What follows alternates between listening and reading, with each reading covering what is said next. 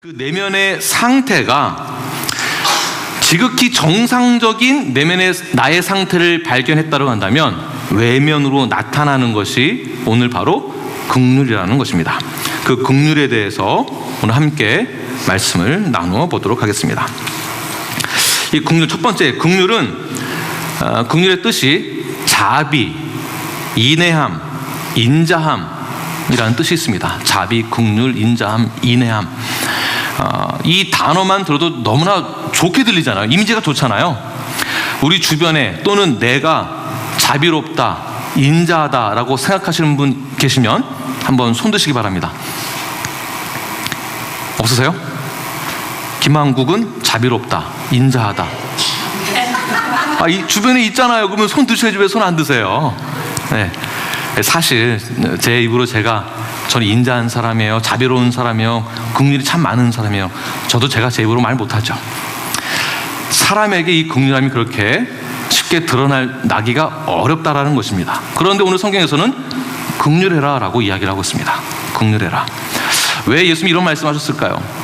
예수님 당시에는 긍휼이라는 것에 대해서 쉽게 이야기를 하거나 사고할 수 있는 능력이 없었습니다. 왜냐하면 긍휼이라는 단어 자체가 지극히 드문 단어였었기 때문입니다. 예수님이 땅 가운데 오셔서 외식하는 자들에게, 독선주의적인 자들에게, 형식주의적인 자들에게 말씀하시기를 너희들은 참 율법주의자들이다. 긍휼이라고는 요만큼도 안 보인다 라고 말씀하셨습니다.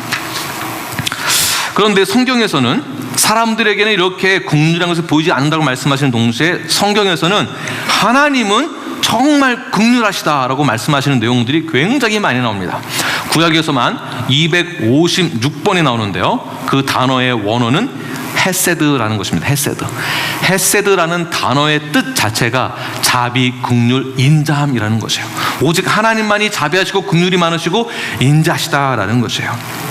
그 하나님이 저희들에게 긍휼함으로 다가오셨습니다. 그 긍휼, 오늘날 이 시대에서는 그 긍휼함이 찾아보기가 힘든 것도 마찬가지이지만 동시에 예수님 시대 때, 그때에도 이 긍휼함은 받아들이기 어려웠던 때가 많이 있었습니다. 예수님 시대 때의 배경으로 돌아가게 되면 로마가 정권을 잡고 있었을 때였습니다.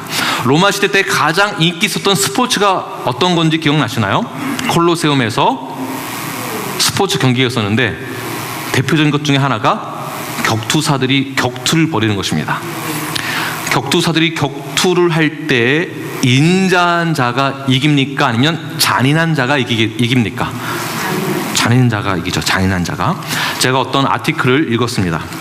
그 당시에 있었던 철학자들이 그 시대 때 있었던 법에 대해서 만들고 이야기를 할 때 인간의 잔인함에 대해서 콜로세움에서의 경기, 스포츠 경기에 의해서 이것은 무질서한 것이 아니다, 지극히 정상적인 것이다 라고 이야기를 했습니다. 정말 정상적인 것인지 한번 제 얘기를 한번 들어보세요. 싸우다가 칼로 상대방을 찌릅니다. 내가 살기 위해서 상대방을 죽여야 합니다. 상대방을 죽여야 내가 살 수 있고, 그래야 경기는 끝이 납니다. 어떤 아티클에서 죽인 다음에 이후의 일들이 벌어지는데 심장을 꺼내서 치켜드는 순간 수많은 군중들은 어떻게 하죠? 어우가 아니라 우와 신난다, 환호성을 지릅니다.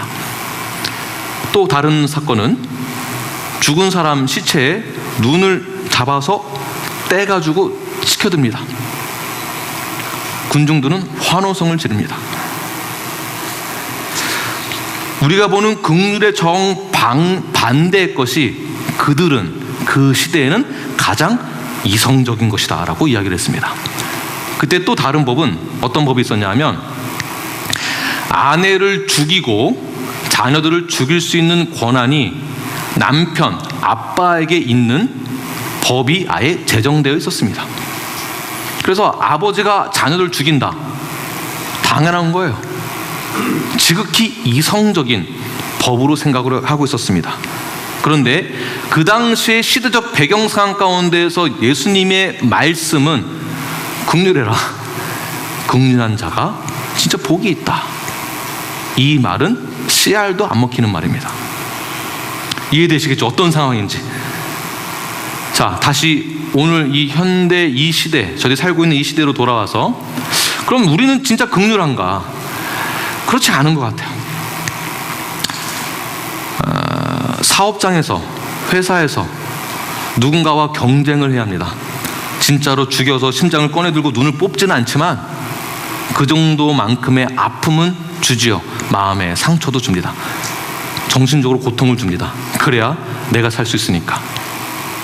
한 명을 뽑는데 10명이 전합니다. 100명이 전합니다. 그럼 나는 어떻게 해야 되겠습니까? 내가 살려면. 경쟁에서 이기기 위해 수단과 방법을 가리지 않는 것이 바로 오늘날 저희들이 살고 있는 이 시대에 있습니다. 그런데 하나님의 말씀은 살아있고 운동력이 있습니다. 그 말씀을 그대로 가지고 계신 예수님께서 들을 끼 있는 자들은 들어라 라고 말씀하시면서 말씀하신 내용들이 긍휼해라라는 거죠. 긍휼해라. 긍휼해라. 하나님은 우리를 사랑하시되 말로만 사랑한 것이 아니고 진짜 긍휼한 사랑을 가지고 우리에게 다가오셨다. 그 사랑을 요한복음 13장 1절에서 이렇게 말씀하고 있습니다. 우리 함께 읽겠습니다. 시작. 세상에 있는 자기 사람들을 사랑하시되 끝까지 사랑하시느니라. 아멘. 끝까지 사랑했다. 콜로세움에서 경계할 때에는 사람을 죽여야 내가 살 수 있고, 경쟁 사회에서 내가 살기 위해서는 이 사람은 집 밟아야 내가 그 자리에 설 수가 있습니다. 누군가는 내가 배신을 시켜야 됩니다. 버려야 됩니다. 그래야 내가 살 수가 있습니다. 누군가를 이용을 해야 내가 살 수가 있습니다. 그런데 예수님은 긍휼하라. 왜? 세상에 있는 하나님의 사람들을 사랑하는데 끝까지 사랑했다라는 것이요. 그 사랑을 헤세드라고 말하는 것이요. 하나님의 인내하심, 자비로우심, 인자하심, 긍휼하심. 그래서 이 긍휼이란 결과적으로 최종적으로는 사랑이라는 것에 도달하게 되는 것입니다. 그 사랑, 그 긍휼하심, 인자하심은 고통받고 있는 자리에서 괴로워하고 슬퍼하고 있는 자들에게 찾아가셔서 지속적이고 반복적으로 계속해서 행동으로 옮겨서 사랑을 하시되 긍휼함으로 사랑하시고 인자함으로 사랑하신다라는 것이요. 계속해서. 그런데 우리가 단어를 가지고, 이 긍휼함이라는 단어를 가지고 생각할 때 긍휼함이 무엇일까라고 생각한다면 여러분 어떻게 생각하시나요? 불쌍히 여김이라고 생각하잖아요. 불쌍히 여겨야지, 긍휼히 여겨야지. 아이고 어떻게 많이 힘들지, 고생이 많지, 아이고 긍휼히 여겨줘야지. 우리 이렇게 단어를 사용합니다. 그런데 하나님은 그렇게 하지 않으셨다는 거죠. 자기의 사람을 사랑하시되 독생자 예수 그리스도를 이 땅 가운데 우리를 위해서 보내시고, 수많은 구약 시대 때에서 나오는 배신이 있었음에도 불구하고 하나님 우리를 끝까지 사랑하셔서 독생자 예수 그리스도가 우리를 위해 죽으시기까지 하셨다. 왜? 우리를 사랑하기 때문에. 끝까지 사랑했다. 반복적으로, 지속적으로 끝까지. 넘어지면 가서 일으켜 세워주고, 또 넘어지면 또 가서 일으켜 세워주고, 아프면 고쳐주고, 또 아프면 또 고쳐주고, 또 아프면 또 고쳐주고, 또 아프면 또 고쳐주고, 계속해서. 할렐루야. 넘어지면 이렇게 세워주고, 가서 또 안아주고, 반복해서. 그런데 그 사이에 우리는 계속 배신을 한다는 거죠. 배신. 미운 짓 하면, 우리가 미운 짓 했다고 해서 하나님이 우리를 버리지 않으신다라는 것이에요.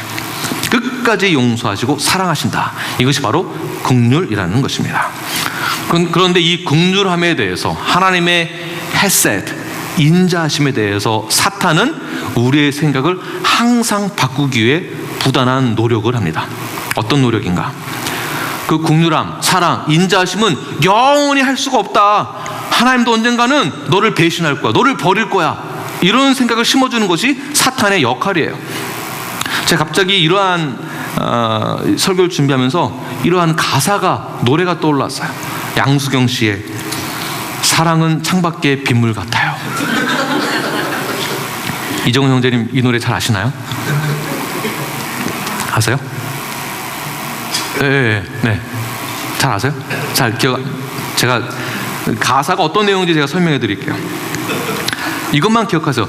사랑은 창밖의 빗물 같아요. 사랑이 창밖의 빗물 같다라는 거예요. 사랑했던 사람과 헤어지고 나서 날씨가 좋았을 때에는 생각 하나도 안 난다는 거예요.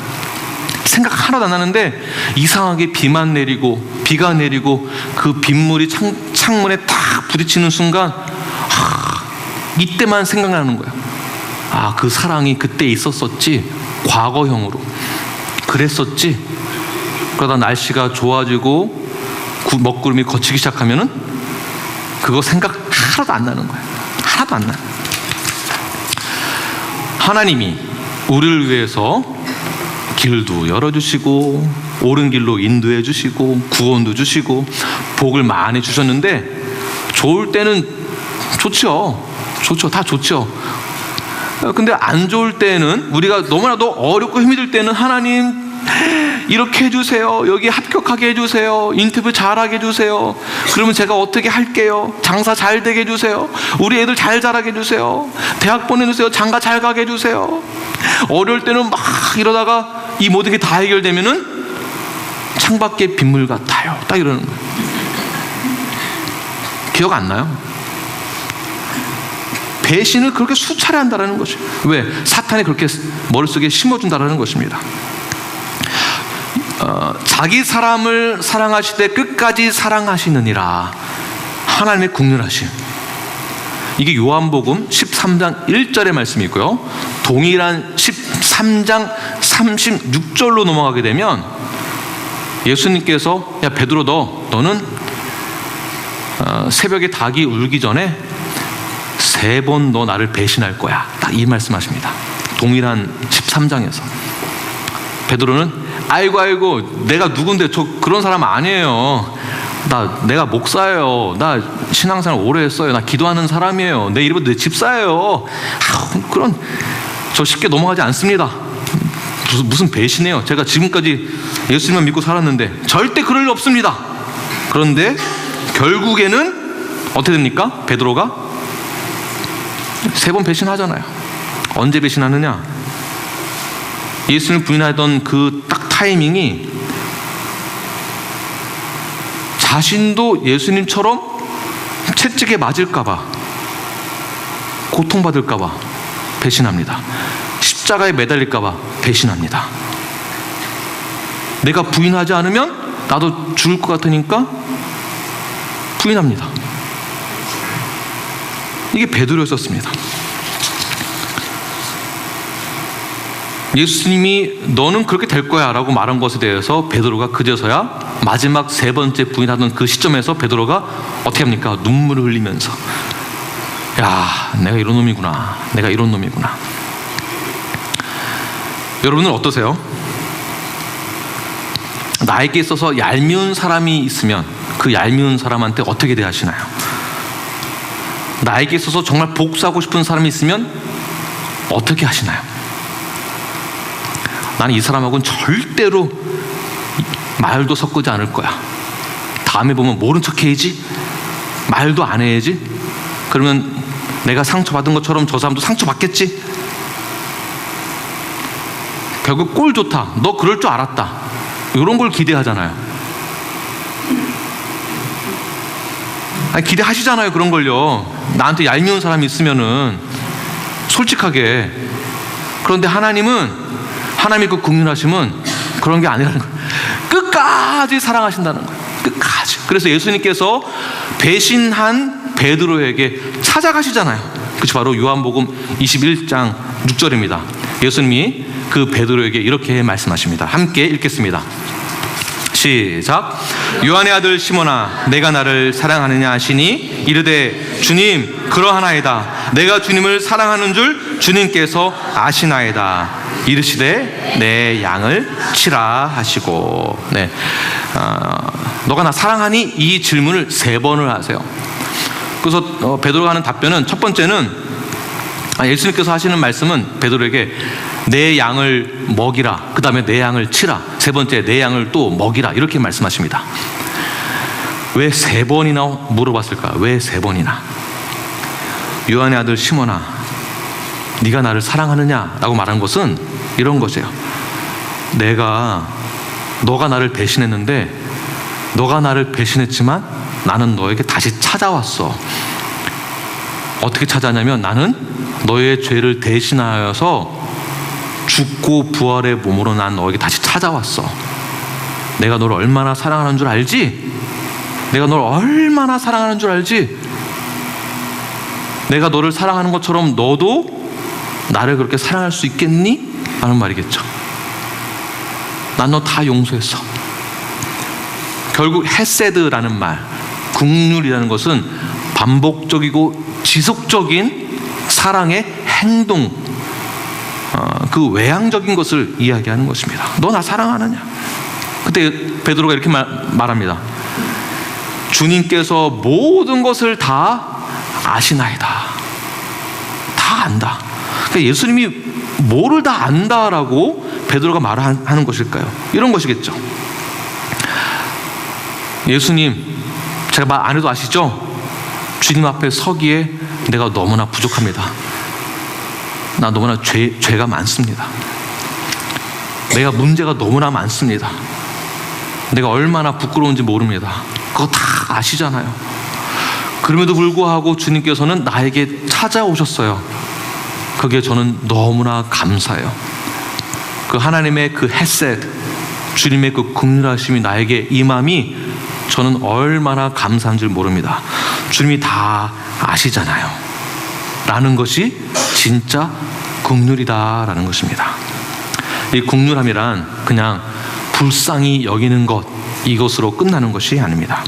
높은 자리에서 아래를 내려다보면서 아이고 참 불쌍해 보인다, 어떡하냐라고 말하는, 감상주의적으로 말하는 그러한 긍휼이 아닙니다. 이 긍휼은 진정한 예수님의 목숨을 다 바치신 사랑의 증거인 긍휼을 이야기하는 것입니다. 그런데 바리새인 사두개인들은 그렇게 하지 않았어요. 자신들의 긍휼을 겉으로만 내보였습니다. 속은 전혀 다른 채, 즉 심령이 가난하고 애통하고 온유하고 의에 줄이지 않은 상태에서 겉으로만 긍휼한 척 했습니다. 돈이 많이 있었기 때문에 얼마나 많은 그런 기부를 했는지를 모릅니다. 자신의 업적을 드러내기 위해서 구제 사역을 겁나게 많이 했습니다. 얼마나 많이 했는지 몰라요. 그런데 속으로는 진심으로 그들을 향하여서 불쌍히 여기는 마음, 긍휼의 마음은 전혀 찾아볼 수 없었습니다. 이것을 뭐라고 하느냐? 양의 탈을 쓴 늑대라고 하는 것입니다. 양의 탈을 쓴 늑대. 겉으로만 그렇게 보이는 척하고 속으로는 딴 생각하고 있는 거죠. 딴 생각. 내가 이렇게 했으니까 나한테 잘하겠지? 내가 이렇게 하니까 나를 좀 더 잘 지켜 세워주겠지? 뒤에 가서 내 칭찬하겠지? 내가 이런 사람이니까. 겉과 속이 완전히 다른 상태. 이것은 긍휼이 아니죠. 긍휼인 척 하는 것입니다. 그러니까 저희들 마음 상태에도 그러한 마음이 있다고 한다면 그 마음들은 회개해야 하는 것입니다. 자, 긍휼이 무엇입니까? 어떤 상황이 우리에게 있다 할지라도 그럼에도 불구하고 예수님처럼 고통의 자리에 가서 함께 끝까지 사랑하는 것이 긍휼이라는 것입니다. 이 긍휼이 저와 여러분의 것이 되기를 간절히 축원합니다. 자, 긍휼 두 번째 뜻은 더 높은 가치의 긍휼의 뜻이 있습니다. 네.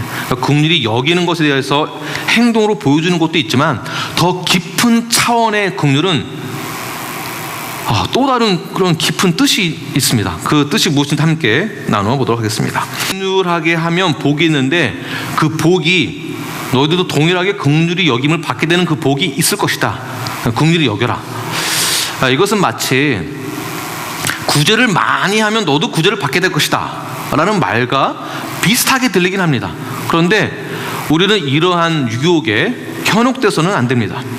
분명히 이 긍휼이라는 것은 이보다 더 높은 가치가 있다라는 것을 가지고 예수님께서 말씀하셨을 것입니다. 자, 긍휼히 여겨라. 한번 생각해 보십시오. 타락한 자를 보고 긍휼히 여길 때 어떻게 여겨야 되겠습니까? 눈 감아줘. 나중에 괜찮아지겠지. 그냥 불쌍히 여기자. 괜찮아. 이게 긍휼일까요? 죄를 짓고 있는 자들에게 찾아가서 자, 긍휼히 여겨야 된다. 어떻게 긍휼히 여겨야 되는 것일까요? 나도 옛날에 했었어. 그러니까 괜찮아. 이번만 내 눈 감아줄게. 그냥 넘어가자. 그냥 조용히 넘어가야 큰 문제 안 생겨. 자, 모른 척해. 이게 긍휼인가요? 그렇지 않습니다. 외식하는 자들을 보고 긍휼히 여겨라. 어떻게 긍휼히 여겨야 되나요? 예수님은 이들에게 긍휼히 여기지 아니하셨습니다. 그러니까 긍휼을 잘못 적용을 하고 대입을 시키면 아무데나 가서 긍휼히 여긴다? 그렇지 않다라는 것이에요. 예수님은 오히려 그들에게 긍휼히 여기지 아니하시고 이렇게 말씀하십니다. 회개하라! 이렇게 말씀하셨어요. 잠 깨셨나요? 네. 회개하셔야 되는 거예요. 이들을 향하여서 동정심을 가져라. 이해해줘라. 호의를 베풀어줘라. 죄를 눈 감아줘라. 그래야 큰 문제 안 생기고 잘 넘어갈 수 있다.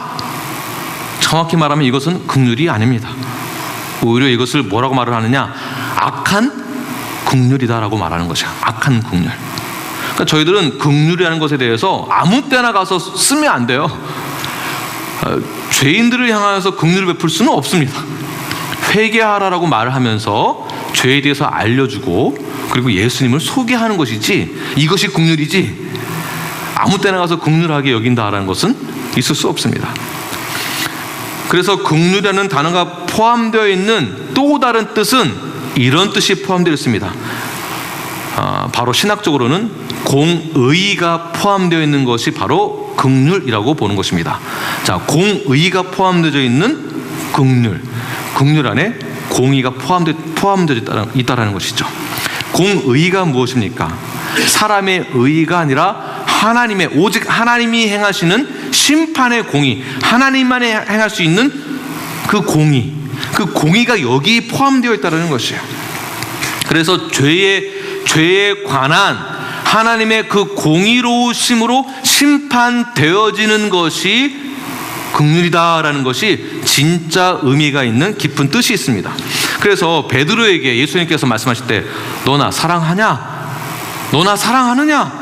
라고 말하는 것은 이런 말씀이에요. 너가 무슨 죄를 졌는지 너 알겠지? 그래서 너에게 뭔가가 필요한지 알겠지? 너 힘으로 안 되겠지? 거봐, 네 원하는 대로 그대로 너 죄를 범하잖아. 배신하잖아. 누가 필요하니? 바로 내가 필요하잖아. 너 나 사랑하니? 이런 뜻이에요. 너가 너 죄인인 거 알겠니? 이런 뜻이에요. 너 나 사랑하느냐? 너가 죄인인 거 아느냐? 너가 나를 필요로 하느냐? 너가 나를 믿느냐? 이런 뜻이에요. 그래서 주님이 아시나이다. 그래, 그러면 너가 내 양을 먹여라 라는 것이에요. 너도 동일하게 똑같이 너가 했던 것처럼 다른 사람들에게 똑같이 긍휼하게 대하라. 심판에 있을 것이라는 것을 알려주어라. 복음을 알려라. 이런 뜻이 포함되어지는 것입니다. 야고보서 2장 13절 말씀 우리 함께 읽도록 하겠습니다. 시작. 긍휼을 행하지 아니하는 자에게는 긍휼 없는 심판이 있으리라. 긍휼은 심판을 이기고 자랑하느니라. 아멘. 자, 이 말씀을 읽으니까 무슨 뜻인지 아시겠죠? 긍휼을 행하지 아니한다는 것은 너나 사랑하냐? 라는 말에 저 사랑하지 않는데요 라는 말을 하는 사람이에요. 회개하지 않은 것을 이야기하는 것이에요. 회개하지 않는 자들에게는, 예수님을 나의 구주로 영접하지 않는 이들에게는 긍휼함이 없다. 그들에게는 심판이 있을 것이다 라고 말씀하는 것 같은 것입니다. 다시 말해서 죄에 관해서, 영적인 무지에 관해서는 반드시 심판이 있을 것이다. 긍휼히 여기지 아니할 것이다. 그러나 예수님의 사랑, 예수님의 자비하심, 예수님의 그 은혜, 예수님의 보혈, 십자가를, 예수님의 그 희생을 받아들이는 자들에게는, 즉 긍휼히 여기는 자들에게는 복이 있을 것이다. 자, 이제 이 말씀이 잘 이해가 되시나요?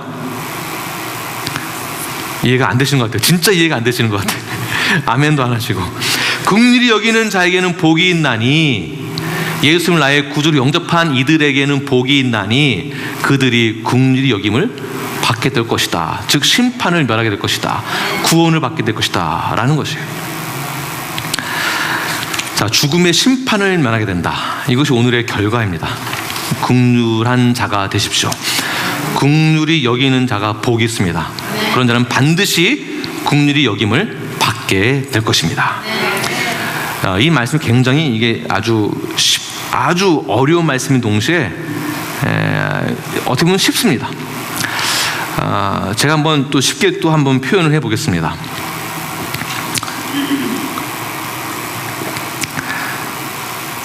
제가 예전에 이제 음악 했을 때 저에게 있어서 가장 중요한 것이 뭐였을까요? 악기가 저한테 굉장히 중요하겠죠. 네. 피아니스트한테 가장 중요한 것은, 그러니까 눈에 보이는 거, 피아노가 중요하죠. 마음도 중요하고 손가락도 중요하고 정신도 중요하고 영감도 중요한데, 이 피아노가 없으면 소용이 없잖아요. 군인에게 가장 중요한 게 총이 있어야 되잖아요.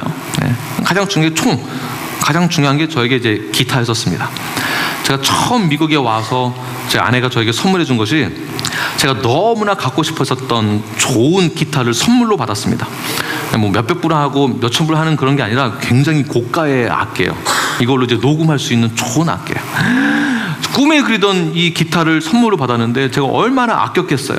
아끼고 닦고 이렇게 이뻐해주고 같이 자고 이렇게 안아주고, 그 정도로 제가 좋아하는 기타였는데, 이제 어느 날 노아가 딱 태어났습니다.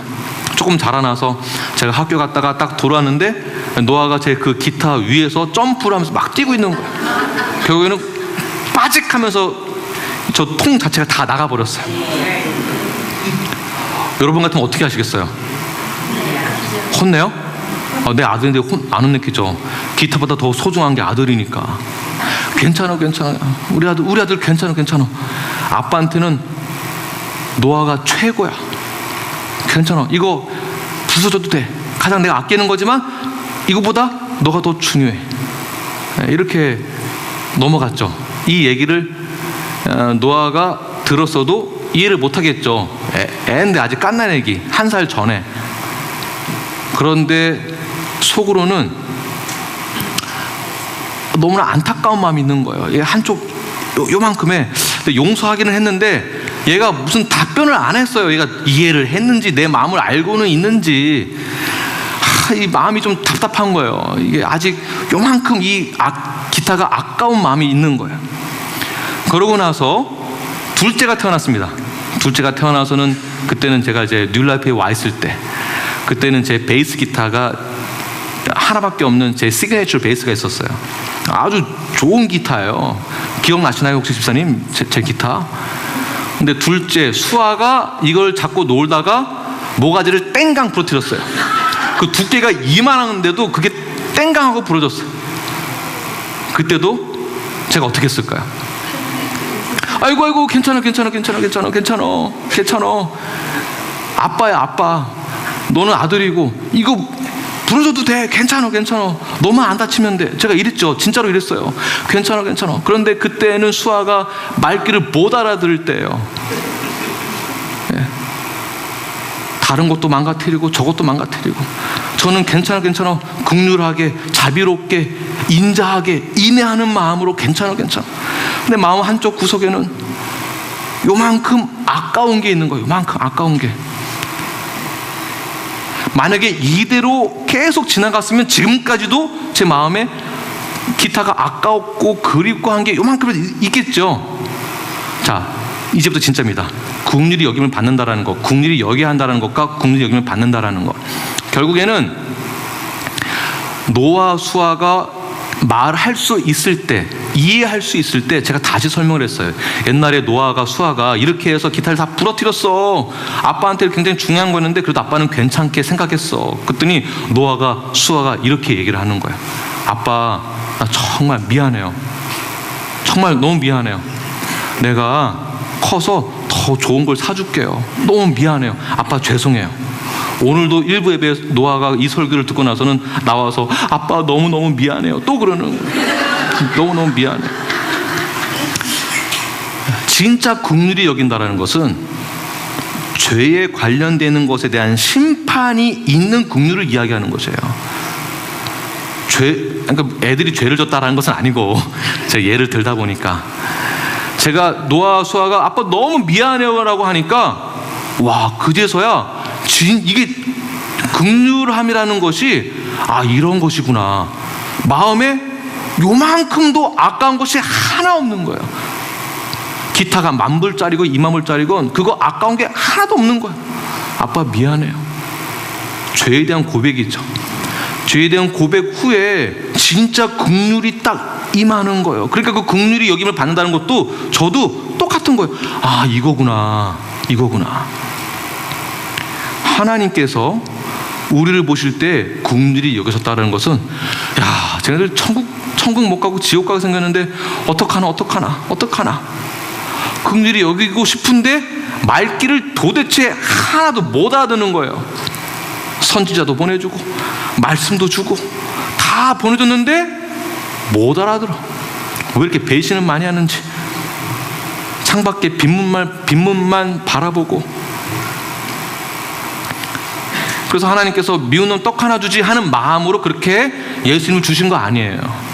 진짜 사랑하기 때문에 끝까지 사랑하기 위하여서, 끝까지 사랑을 위해서, 그 사랑을 이루기 위하여서 말씀이 육신이 되어 독생자 예수 그리스도 이 땅 가운데 보내시고 그 말씀이 우리를 위해서 대신 죽으심으로 우리의 모든 죄가 다 사함받는다라는 것. 이게 진짜 긍휼하심이다라는 거죠.